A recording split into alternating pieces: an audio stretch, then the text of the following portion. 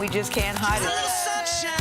CBS mornings are, well, everything your morning should be. Let's do it! Let's go! CBS mornings, starting at 7.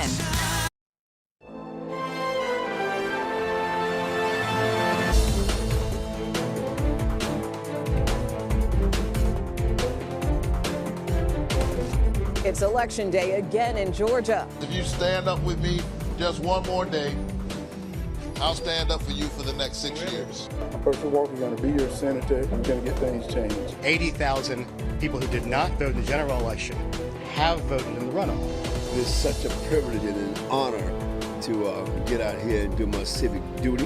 When the eyes of the country are on us, we do what's right and we come out. Welcome to Red and Blue. I'm Ed O'Keefe at CBS News in Washington. Thank you for joining us. One last time, America decides. It's runoff night in Georgia's expensive, contentious race for a U.S. Senate seat.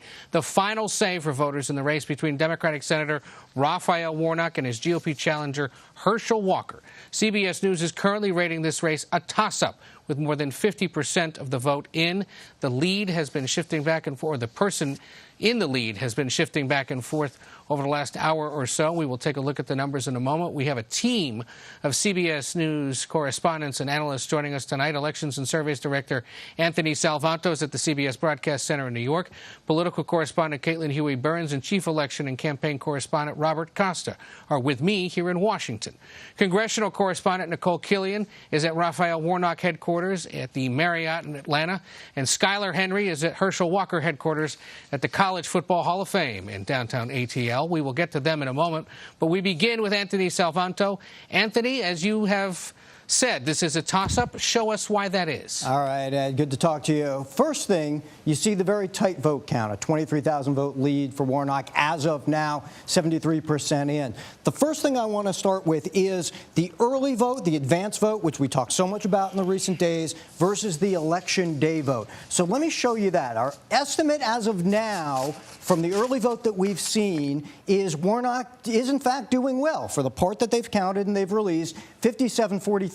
But then if you layer on the election day vote that has come in so far, look at how those numbers then get back to even. What that tells you is that Walker, as many suspected, is doing relatively better so far in that election day vote. That's the key difference right there. Then the other thing that I want to show you is, if it's Georgia, we're talking about Atlanta Metro. And despite the fact that we've got 3/4 of the vote in, Ed, if I zoom in here and I get to specific counties like DeKalb, only 45% of DeKalb in. If I get to Fulton, 55% of Fulton is in. Now, a lot of that they've counted, and you see a big lead for Warnock in it, is advanced vote, but you still don't have enough from those big counties to know exactly what turnout is going to be. And that's the big mystery right here, is can Warnock do well enough, not just in the vote there, but also in turnout enough there, because he needs to run up the numbers. He needs to do well in order to outpace Walker.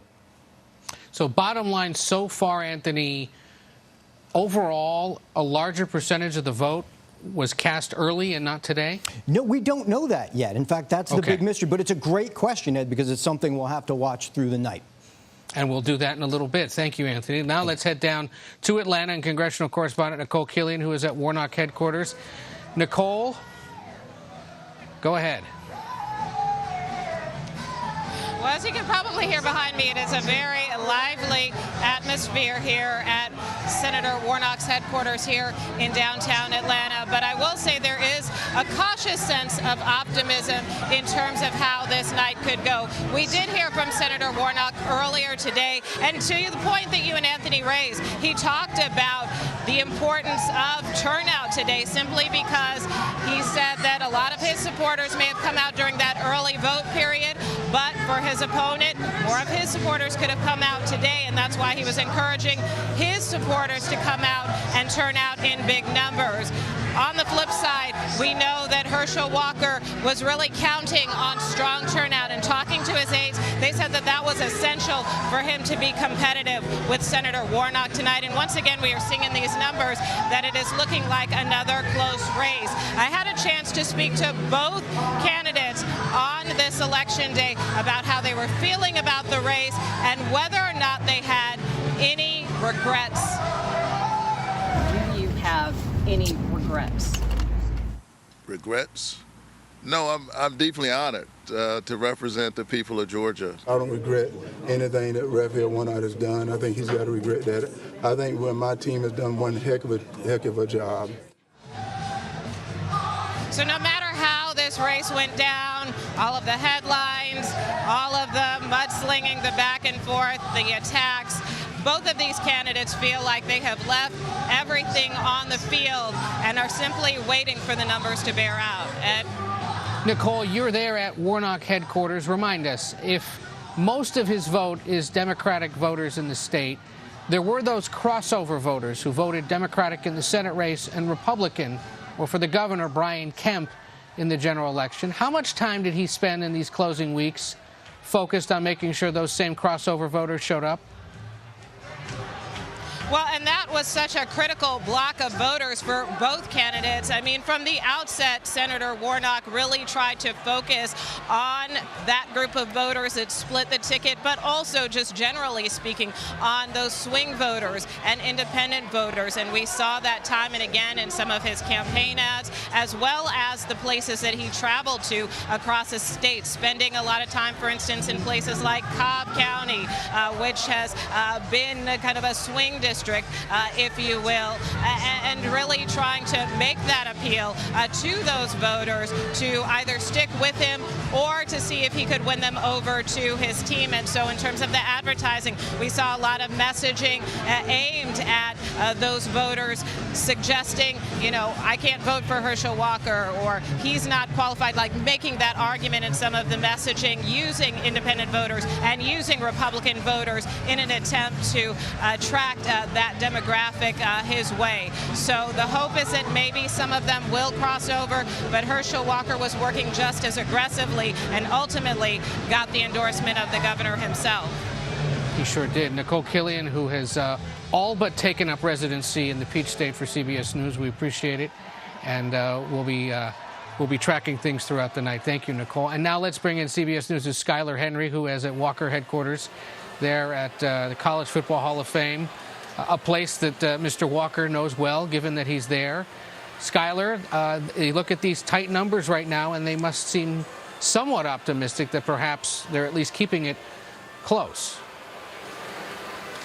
Yeah, Ed, good to see you. I got to tell you, just in the last hour or so, what a difference it all makes here, as hundreds of people have filled into the watch party to watch some of these returns, and really crowds really erupted in applause as they've watched the numbers pour in to show just how close this race actually is. And that is something that Herschel Walker has wanted and has said this entire time, knowing that many of his supporters will be out and show up to the polls here today.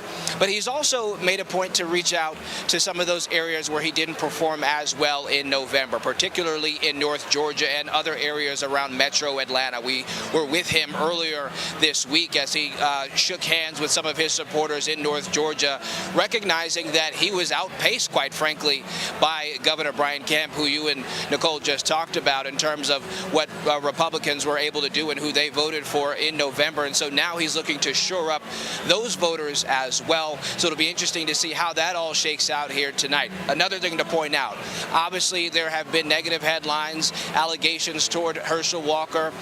We've asked voters about that as well, how that impacts their decision on who they vote for. They say that they still support Herschel Walker and that the past is the past. He is a Christian man, and they feel as if he is the right representative for them in the U.S. Senate. Something else to point out as well, some of the top issues in mind for many of the Republican voters that we've spoken with. The economy is certainly up there, abortion rights as well. They feel as if Herschel Walker is the man for the job. Now, something else to pay attention to as we look ahead through the night.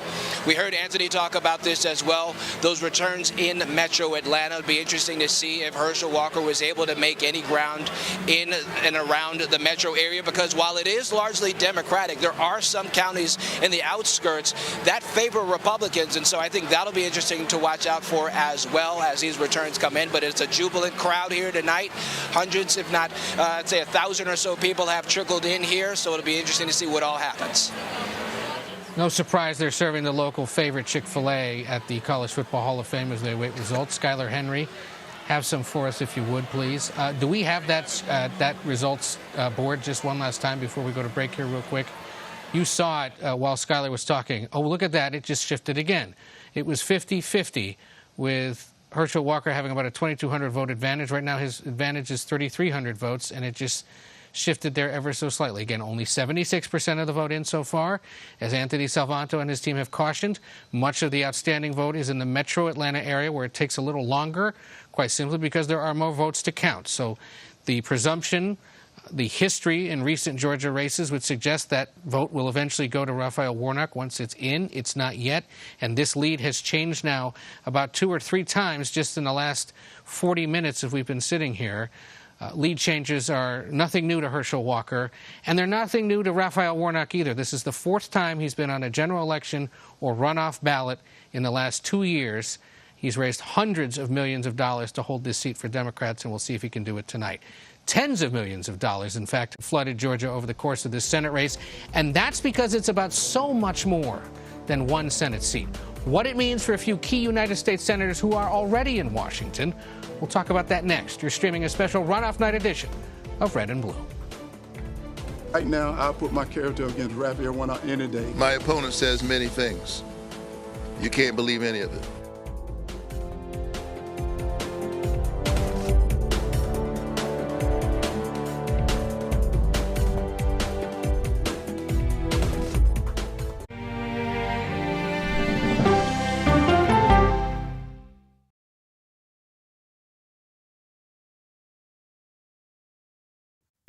Original CBS Reports documentary. Yoga and wellness has become a place of anti-science. Online clickbait. The algorithms feed you content based upon your own fantasy. Potentially at my peril. There's no question about it. Spreading digital disinformation. Their entire yoga studio and spiritual community got so embedded in all of the QAnon stuff that it became this sick place. Why pro-health people are fertile ground for anti-science messages. We can just go into the whole mask thing. A lot of us just believe that's symbolism for silencing people. People are locked in this mindset. They've been taught to accept what the medical doctors say. No longer are you going to be willing to take any medical advice. It's a big problem that we urgently need to address. An original CBS Reports documentary streaming now. An original CBS Reports documentary. We need to put an end to this territorial status. Will statehood create a better Puerto Rico? So that we have the same quality of life that you see in the States. What do you worry about? Me living here in the future? They're giving incentives to non-Puerto Ricans to come to Puerto Rico and extract our natural resources and take over our land. Vacation in Puerto Rico, and in exchange for that, you don't pay taxes. Why would I allow somebody who abused me for 123 years to then consume me? An original CBS Reports documentary streaming now.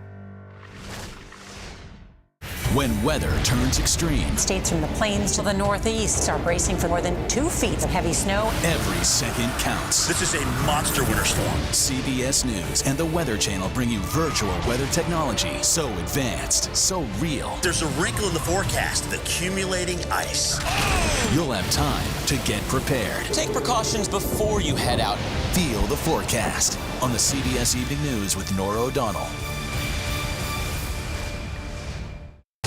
People from every corner of America facing challenges. Everyone is just looking for some type of connection. Just raise your hand and say, hey, I'd like to help. Coming together to find solutions. We are going to do something about it. Their stories are our stories. Welcome to Eye on America. Stream now on the free CBS News app.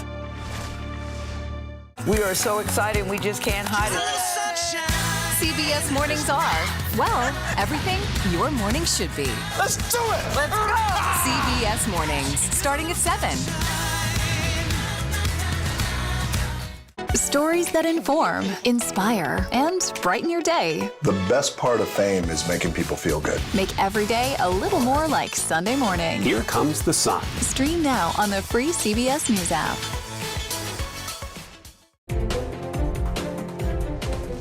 Welcome back to Red and Blue, a special Georgia runoff edition. I'm Ed O'Keefe. Here's a look at where the vote count in Georgia's runoff stands right now a gap of just 2,088 votes, with both candidates tied at 50%. We've seen this now in the last 45 minutes or so continue to be that close, with about 74% of the vote in.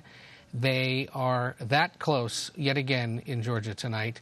We will continue watching those votes come in, and as they do, lawmakers here in Washington are considering the potential effects of the results on Capitol Hill. If incumbent Democratic Senator Raphael Warnock defeats challenger Herschel Walker, Democrats will win a 51st vote after already securing control of the Senate.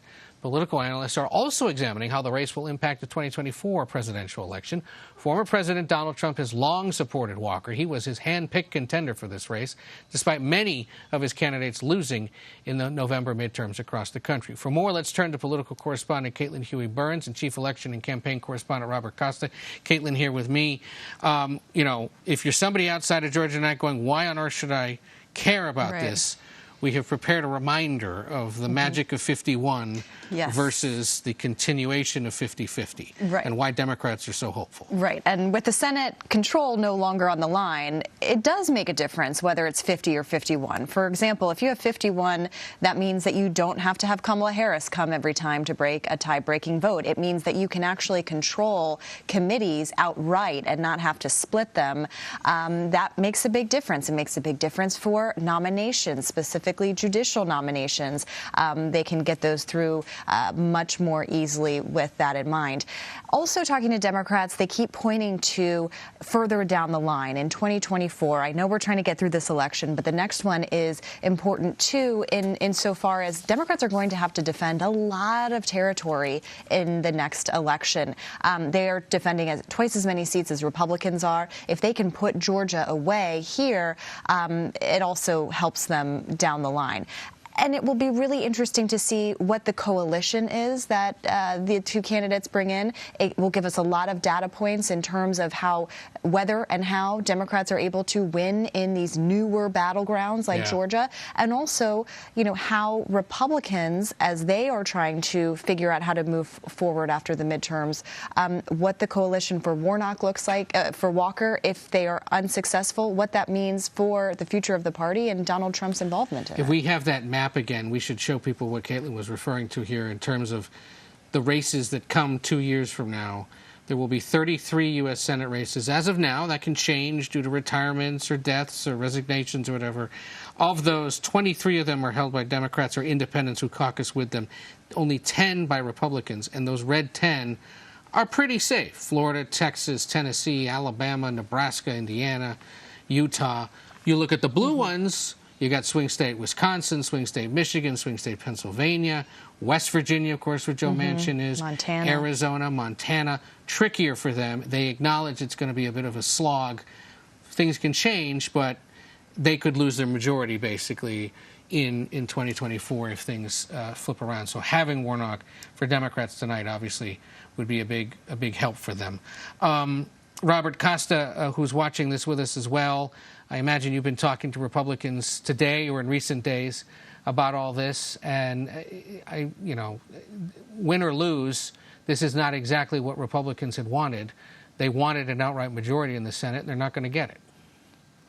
In the final days of this runoff campaign, it's evident that Herschel Walker, the Republican nominee, has been embracing the governor, Brian Kemp, who just won weeks ago. But former President Trump's fingerprints are all over this race tonight. He endorsed Walker ahead of the primary. He lifted him in that primary race. And this is yet another challenge to former President Trump standing inside the Republican Party as he starts to make his way in the 2024 presidential race. Tonight comes after Trump-endorsed candidates like Doug Mastriano running for governor in Pennsylvania, Kari Lake running in Arizona were defeated in their respective gubernatorial bids. Other candidates across the map like Mehmet Oz in Pennsylvania lost. So the early returns show a razor-thin margin for now. We'll keep watching it. But regardless of what happens tonight, this will show how former President Trump is going to be perceived by some of his possible rivals. They're all watching Georgia tonight to see how close this race is. If Walker wins, that maybe helps Trump's argument that he should be the standard bearer in 2024. But if Walker is defeated tonight, it could create an opening, some of my Republican sources say, for other potential rivals to get into the 2024 race. People like former New Jersey Governor Chris Christie, current and outgoing Maryland Governor Larry Hogan, possibly even Virginia Governor Glenn Youngkin, who says he's not thinking about it, but has been talked about by donors as a possible contender. They're all watching Georgia, at least their allies and donors are, I'm told, and wondering, what does this say about Trump? What does this say about when and if people get into the 2024 race early next year? And the basic wager, and this is for both of you, is that a Brian Kemp-like Republican or a Doug Ducey in Arizona-like Republican is the kind of Republican who wins the battleground states that are needed in order to win the White House, right? That's essentially the calculation.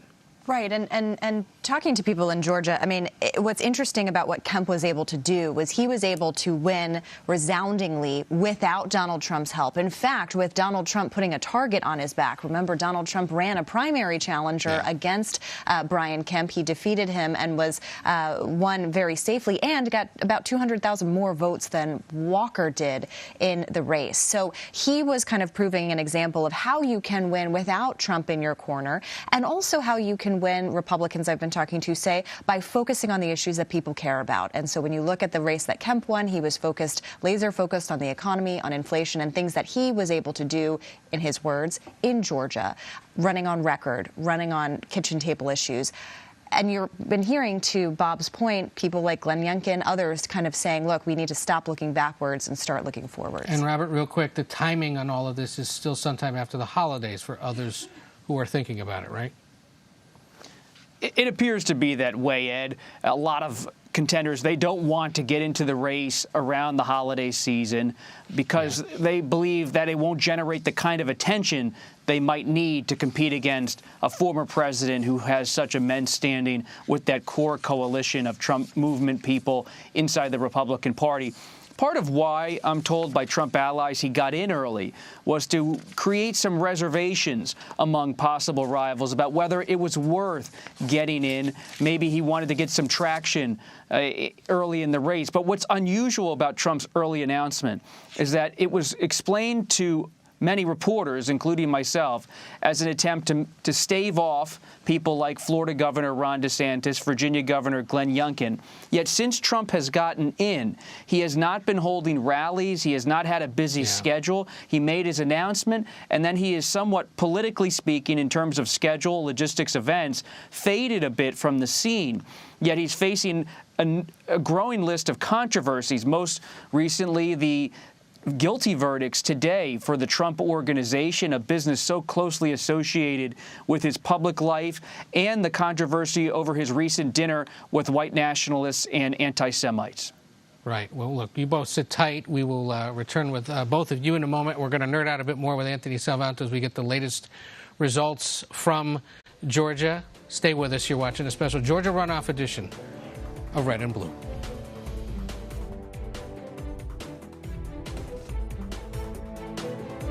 The fact that people volunteer to do this, come out in the rain, it just says a lot about their passion. I think he might be able to serve in other positions, but as a senator, I don't think he's ready. I think it's going to be razor thin. I think it could go either way.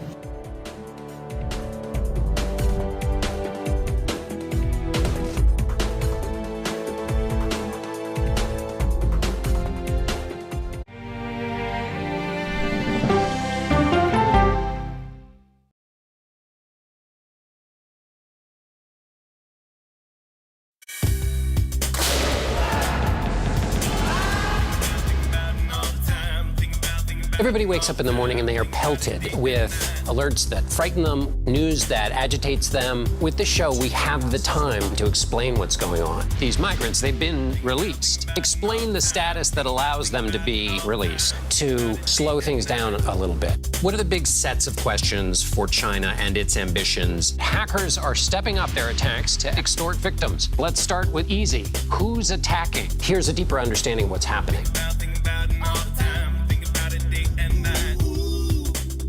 Primetime with John Dickerson. Stream on the free CBS News app.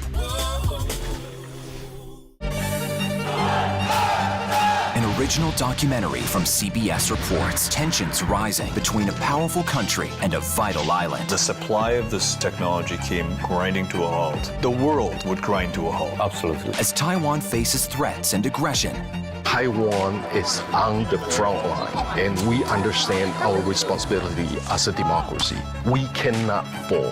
CBS News examines whether they can defend themselves. Putin, Ukraine, China, Taiwan, they are manifestations of the battle between autocracy and democracy. And that is a fight that we're all engaged in. Defending Taiwan, now streaming on the free CBS News app. When weather turns extreme, States from the plains to the northeast are bracing for more than 2 feet of heavy snow. every second counts. This is a monster winter storm. CBS News and the Weather Channel bring you virtual weather technology so advanced, so real. There's a wrinkle in the forecast, the accumulating ice. You'll have time to get prepared. Take precautions before you head out. Feel the forecast on the CBS Evening News with Nora O'Donnell. Stories that inform. You can be really old at 60, and you can be really young at 85. Inspire. How do we unlock the power within ourselves to be who we want to be? And brighten your day. The best part of fame is making people feel good. Always send the people home happy. Make every day a little more like Sunday morning. Here comes the sun. Stream now on the free CBS News app. After decades in the public eye and public service, this mother-daughter duo is now talking about gutsy women. What's the gutsiest thing you've ever done? We go person to person with Secretary Hillary Rodham Clinton and Chelsea Clinton. Now streaming on the free CBS News app. In today's Money Watch, business analyst Jill Schlesinger is here to help. How do you even begin to make the best use of your money? If you've got a match from your employer, don't give away that money. Dollar Jill, y'all. CBS Mornings, starting at 7. Welcome back to Red and Blue. I'm Ed O'Keefe. The numbers for the Georgia Senate runoff are still coming in. We're keeping an eye on turnout for key groups across the state. For more on this, CBS News' elections and survey director Anthony Salvanto rejoins us from New York. Still here, Caitlin Huey-Burns and Robert Costa with me in Washington. Anthony, give us a sense of where things stand. Okay, Ed, from the decision desk, what we're watching right now is sort of a tale of two parts of the state.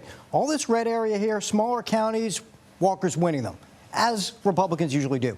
This is Metro Atlanta right here, and this is where the big mystery still is. How much vote is left there in Metro Atlanta? One of the things I like to do is I take the state like this, it's red and blue, and I'm going to turn it on its side because when you see these bars pop up, this shows you the relative amounts of votes that each county contributes towards the state. These higher bars, which are blue, means that a lot of votes are counted and cast in Atlanta Metro, and they lean Democratic.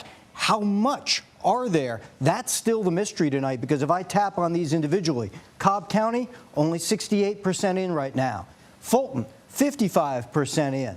And DeKalb, 65% in. Now, you see big margins for Warnock there. If he keeps those up, and he's been performing pretty well, at least on the early vote, but when the Election Day vote from those places gets counted, that's going to be telling about how much turnout there is and how well he can do. If not, Walker could, make this, making this really a race. You've been through a few of these in Georgia, Anthony. How much longer do you think you've got till you have to make a call? Typically, it's after 11 p.m. Eastern, often past midnight Eastern, but we will keep you posted. I will be tweeting. Follow me on Twitter, stay with CBS, and we will update as soon as we know, Ed.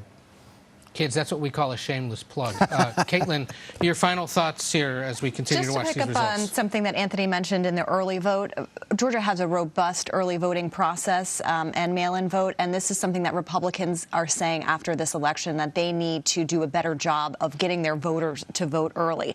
They can credit the former president for tamping that down in the last election, but that's also something to keep an eye on. And Robert, how about you?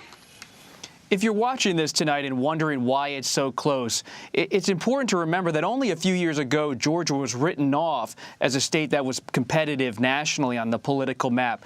And it's not only a black and white state when it comes to demographics. Being on the ground there in recent years, you see an influx of Latino voters, an influx of Asian American voters, and others. This is a fast-changing, politically dynamic state, and that's part of why you see Democrats remaining competitive there. Yeah. Anthony Salvanto, Caitlin Huey-Burns, and Robert Costa, thank you for being with us, and to Nicole Killian and Skylar Henry as well in Atlanta and their teams, and our teams here in New York and D.C. That's it for us. Stick with CBS throughout the night.